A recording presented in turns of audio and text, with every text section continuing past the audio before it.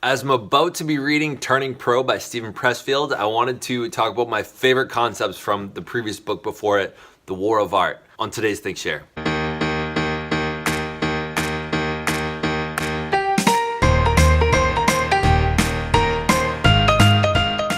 Hello and welcome to the Think Share. My name's Zach. I'm here to bring to you what I've been thinking about, sharing about, talking about, listening to that doesn't belong in math class. If you're new to the channel, I invite you to subscribe. One of the things that I thought is really important I needed to go over before I started the book was the difference between an amateur and a professional.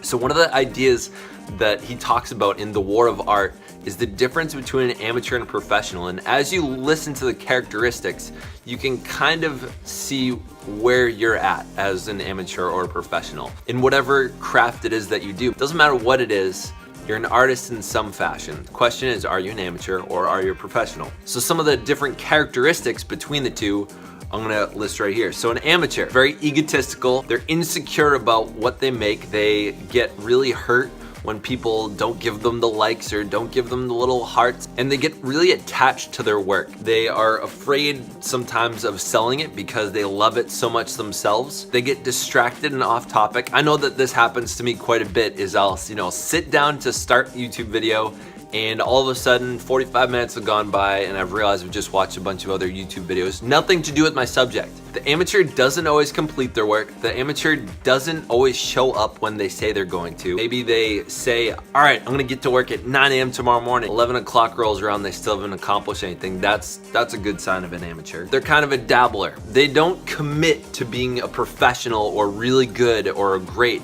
at one thing. They kind of work with a little bit of something and then they move on to the next thing. They over-identify with whatever it is. So me as a YouTuber, if I'm saying I am a YouTuber to the point where it's so important to me and I'm so afraid of failure that it paralyzes me from making work, that would be what makes me an amateur. Now I'm gonna talk a little bit more about what it is to be a professional. Hey, real quick, if you're still watching this, I wanna see if we can get 10 likes on this video. They're strong, they take responsibility for when they do not deliver results as they expect to. They see their own work as valuable and they don't necessarily need other people to tell them that they're doing a good job to know that they did a good job. They're constantly growing because they show up, they're disciplined, they're committed to their craft.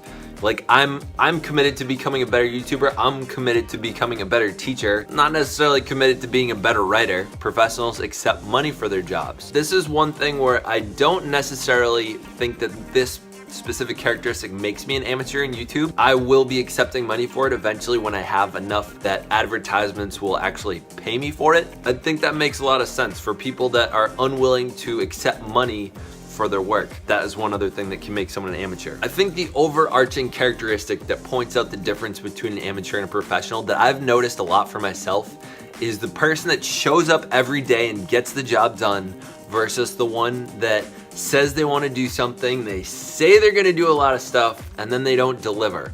The person that shows up every day and does it, like I've been doing at least for almost 200 days now. I've been going about half a year now that I've been making a video every day. I'm really proud of that because for me, it's a sign that I'm becoming much more of a professional. I hope you enjoyed this. For the amateurs and the professionals out there, I hope this helped you decide which side of the fence you are on in terms of being an amateur or professional. If you're an amateur, I hope this helps you become more of a professional if that's what you really want. If you liked what you saw here, I invite you to subscribe. If you want to receive notifications every single day when I come out with a new video, hit the bell. Thank you for watching. Stay weird.